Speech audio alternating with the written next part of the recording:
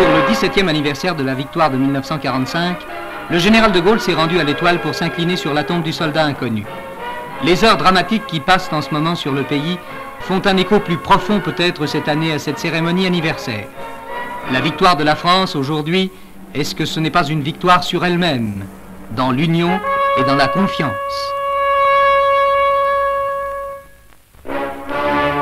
Alger, en prévision des anniversaires de mai, a vu les mesures de sécurité renforcées. Dans une ville sans activité, la gendarmerie mobile multiplie les patrouilles, fouillant méthodiquement les rares véhicules en circulation.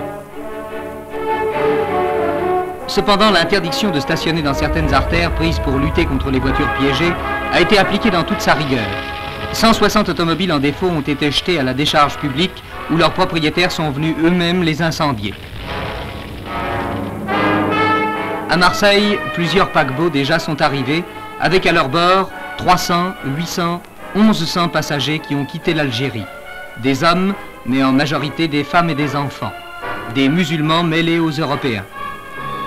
Voyage de vacances pour certains, mais pour d'autres, ce voyage n'est-il pas sans retour?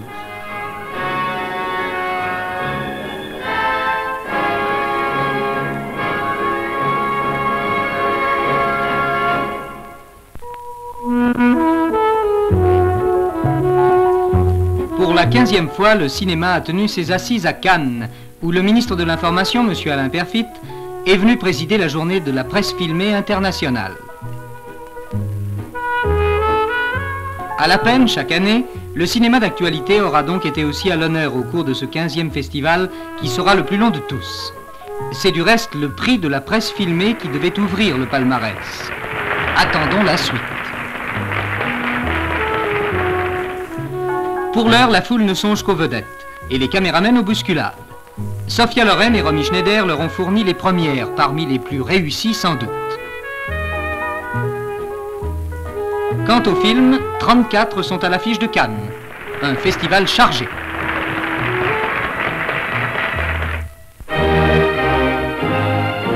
À Versailles, où l'Académie française s'était transportée en raison des réparations de la célèbre coupole, le cinéma, guidé par Marcel Achard, a été accueilli de façon très grand siècle dans l'immortalité.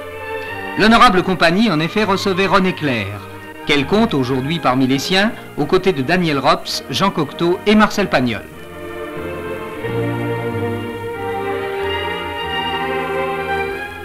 À ceux qui animèrent les premiers tableaux d'une si vaste féerie et qui furent les maîtres de mon métier, à ceux qui en sont les artisans et qui connaissent comme moi les déceptions et les enthousiasmes d'une profession dont la loi est de faire le mieux possible pour le plus grand nombre, permettez-moi de dédier une pensée fraternelle au moment où votre compagnie donne à leur art ses lettres de noblesse.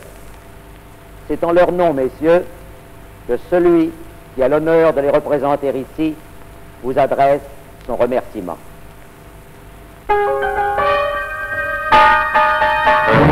Poursuivant la réalisation de son programme atomique, la France a procédé le 1er mai à une explosion nucléaire souterraine dans le Hogar à une centaine de kilomètres au nord de Tamanrasset. L'expérience a été conduite dans un massif granitique au fond d'une galerie creusée dans la montagne. Outre son aspect militaire, l'intérêt de ce type d'essai est de permettre d'envisager des applications pacifiques des explosifs nucléaires et d'exclure les risques de retombées radioactives. Et voici leur H, 3, 2, 1, 0. L'ébranlement du sol soulève les poussières accumulées par l'érosion sans cassure de la montagne. Elles ne sont pas radioactives, les émanations sont en permanence contrôlées pour déceler tout danger accidentel. À l'heure H également, mais une heure H retardée depuis 14 mois, les États-Unis ont lancé à Cap Canaveral la première fusée utilisant l'hydrogène liquide comme carburant. Montée sur un premier étage du type Atlas, cette fusée nommée Centaur a explosé en vol 50 secondes après son lancement.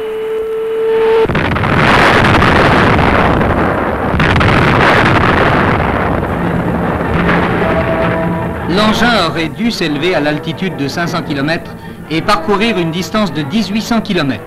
Cet incident amènera peut-être des retards pour le prochain vol spatial.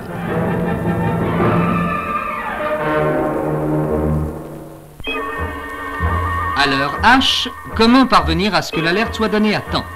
C'est le problème qu'ont résolu les ingénieurs polonais en mêlant intimement électronique et chimie. Un liquide se répand dans un lit muni du dispositif et la plaque sensible transmet l'appel.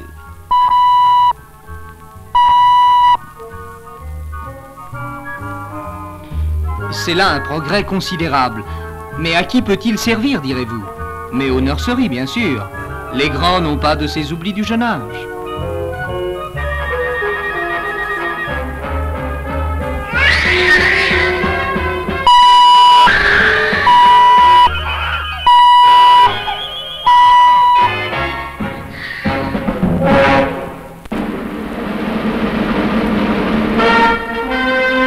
Sous le ciel le plus bleu du monde et dans le décor le plus chargé d'histoire, Athènes a assisté au plus fastueux mariage de ces 10 dernières années.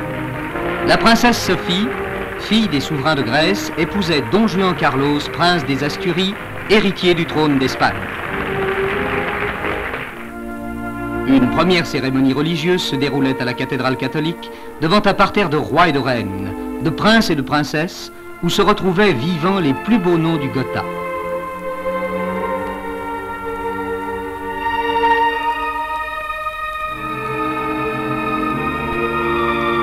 Dehors, la foule grecque à laquelle se mêlaient 5000 Espagnols exprimait une allégresse toute méditerranéenne en applaudissant la descente des 141 altesses, reconnaissant tour à tour Jean de Luxembourg, Bernard de Hollande, le comte et la comtesse de Paris et leur fille Anne de France, la reine Frédérica de Grèce et le comte de Barcelone, père de Don Juan. Une seconde cérémonie, celle-là de rite orthodoxe, religion de la famille royale hellène, confirmait l'union qui allie aujourd'hui 2 dynasties. Au bras de son père, le roi Paul de Grèce, la princesse Sophie retrouvait Don Juan dans la basilique décorée de 30 000 roses rouges. En présence du primat de Grèce, assisté de 24 évêques vêtus de brocart, se déroulaient les rites somptueux de la liturgie orientale, rite des couronnes, rite de la danse d'Isaïe autour de la table sacramentelle, pluie de pétales, et rite plus familial, voici qu'on voit la reine Frédérica lancer au visage des jeunes mariés 2 poignées de pétales avant de les embrasser.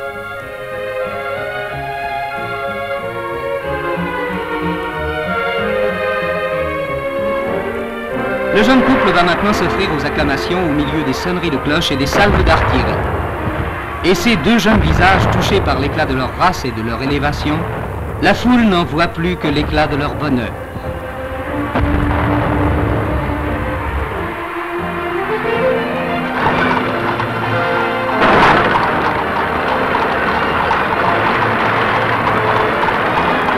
Et Athènes gardera surtout de cette journée fastueuse le souvenir d'un sourire.